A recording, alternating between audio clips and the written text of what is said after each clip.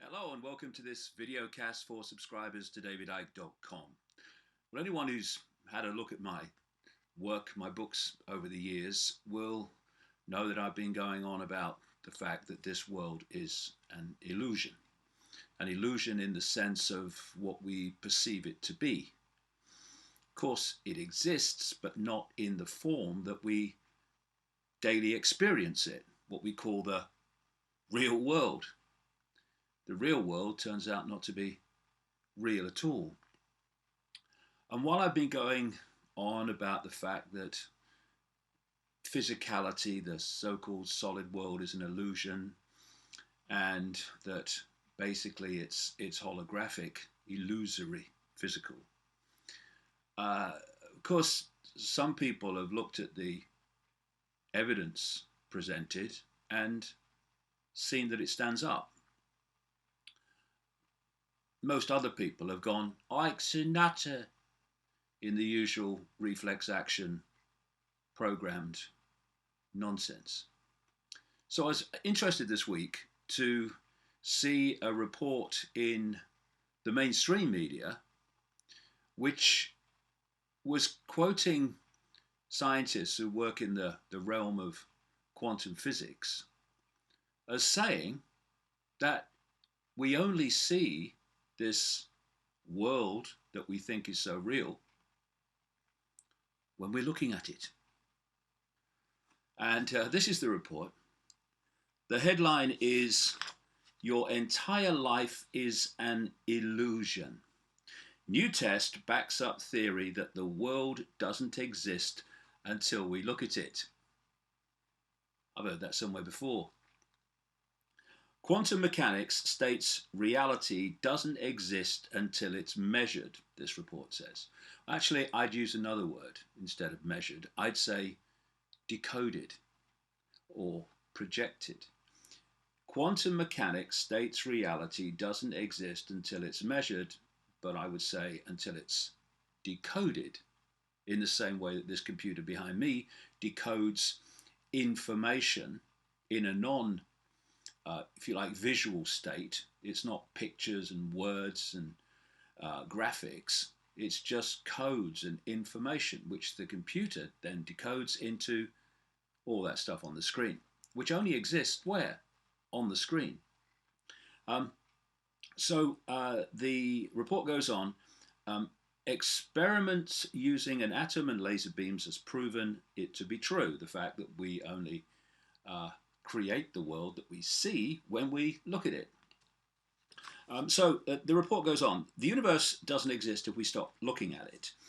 It does, but not in this form. This is according to a theory in quantum mechanics which argues that a particle's past behavior changes based on what we see. Now, as there is no past behavior, there is no past, there's no future. These are just perceptions from the only, if you like, time, no time that exists, called the now. From the now, this now moment, the only moment that exists, we perceive the past and we perceive the future. We only experience the future in the now, because it's the only place you can do anything. So now scientists have performed a new experiment proving this theory to be true on the scale of atoms. According to the rules of quantum mechanics, the boundary between the world out there and our own subjective consciousness are blurred. Well, they're not blurred. They're not blurred because one, the out there, and the, if you like, in there, are expressions of each other. So what they call blurred is just a point where one becomes the other, where it starts to, they start to measure the reality out there as opposed to the reality in here. That seems to be a blurred area, but it's not. It's just where one expression of the same thing manifests as another expression of the same thing. And it goes on. But Quantum physics predicts that whether you observe wave-like behavior or particle behavior depends only on how it actually is measured at the end of the journey. I would, again, replace measured for decoded or projected. It proves that measurement is everything, decoding is everything. At the quantum level, reality does not exist if you are not looking at it, said Associate Professor Andrew Truscott. Reality does not exist if you're not decoding it. That's what I suggest is the real situation that we're facing here. So, this news story was basically thrown away. Just little thing. You know, the front pages are dominated by politics or celebrity or scandal. Things like this, looking at the very nature of the reality that we're experiencing, are like down there, if they get in at all. And that says so much about the world.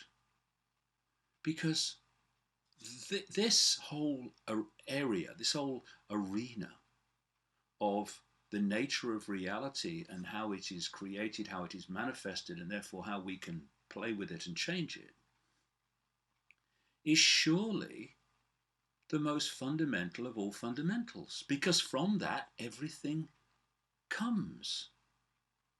But how rarely it's talked about, how rarely it's even considered, not least in the mainstream media. When I started out on this journey a quarter of a century ago, one of the things that I was asking was, why is all this about the nature of reality? Why is it not taught in the schools? Why is it not in the media? It's so fundamental to life and how we live it and how we perceive it. And 25 years later, in fact, long before 25 years later, it became very clear that we don't see this at the forefront of the media, the forefront of education, the very basics of reality and how we create it. Because those in the shadows that are driving the direction of human society don't want us to know. Because if we realized that this world is an illusion and that we have the power to impact and decide what kind of illusion we experience, then everything changes.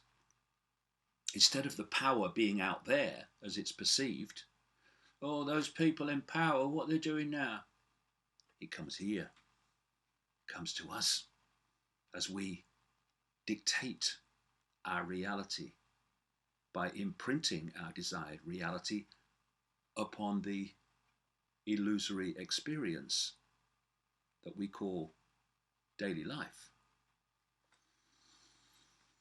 So when you think about politics, politics is founded, and the laws that are passed and the decisions that are made are all founded on the idea that this world is solid, that this world is, if you like, real in the sense and way that we experience it. And thus, as I said in the perception deception, if your fundamental perception, your fundamental premise from which you're coming from in terms of politics, in terms of science, in terms of education, in terms of medicine, is fundamentally flawed, then everything that comes from that, the laws you pass, the way you treat illness, the way you promote science, must all be fundamentally, again that word, fundamentally the very basis of everything, flawed. And as I say in the perception deception, there is a simple law: bollocks begets bollocks. And if your foundation, perception of everything from which you're coming from, is bollocks, then everything that comes from that must be bollocks. I've just described why the world is as it is.